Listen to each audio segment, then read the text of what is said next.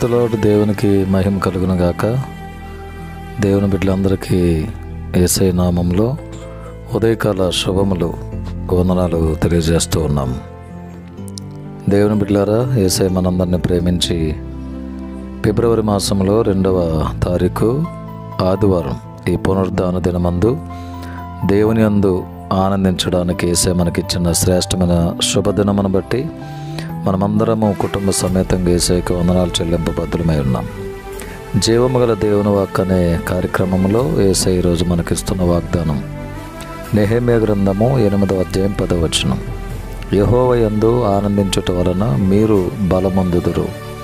యెహోవా యందు ఆనందించుట వలన మీరు బలమొందుదురు. దేవుని బిడ్డలారా, దేవుని యందు మనం ఆనందించుట వలన మనం బలం పొందుతామని భక్తుని ద్వారా దేవుడు మనకి తెలియజేస్తున్నారు. యెహోవా యందు ఆనందించటం అది ఎలా సాధ్యం? ఎక్కడ దొరుకుతుంది ఈ ఆనందం? మనం గమనించినప్పుడు దేవుని మందిరంలోనే మనకి ఆనందం.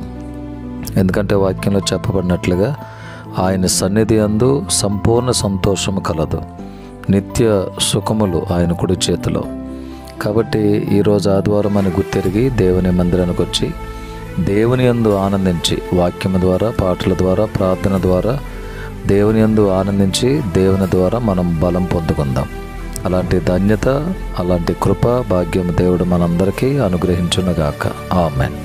మా ప్రేమగల తండ్రి, జీవాధిపతి అయిన యేసయ్య, మీ పాదముల స్తోత్రములు. నెలలో మొదటి ఆదివారం మా జీవితంలో మీరు ఇచ్చినందుకు స్తోత్రాలు. ఈ పునరుద్ధానపు శక్తి, దీవెన, ఆశీర్వాదాలు మా అందరికి దయచేయండి. నీ బిడ్డలందరూ మీ సన్నిధికి వచ్చి మీ నామమును గణపరిచే కృప అందరికీ దయచేయండి. ఈ ఉదయకాలపు దీవెనలు, శుభములు, ఆశీర్వాదాలు బిడ్డలందరికీ సమృద్ధిగా దయచేయమని యేసయ్య నామంలో ప్రార్థించి వేడుకొని పొంది ఉన్నాము తండ్రి. ఆమేన్. తండ్రి, కుమారుడు, పరిశుద్ధాత్మ త్రియేక దేవుని దీవెనలు సదాకాలము మనందరికీ, యెరూషలేము ప్రాంత ప్రజలందరికీ, సకల భక్తులకు ఈ దినం జరుగుతున్న పునరుద్ధానపు ఆరాధనలకు ఆయన కృప తోడై ఉండునుగాక. ఆమేన్, ఆమేన్, ఆమేన్. May God bless you all. May God bless our India.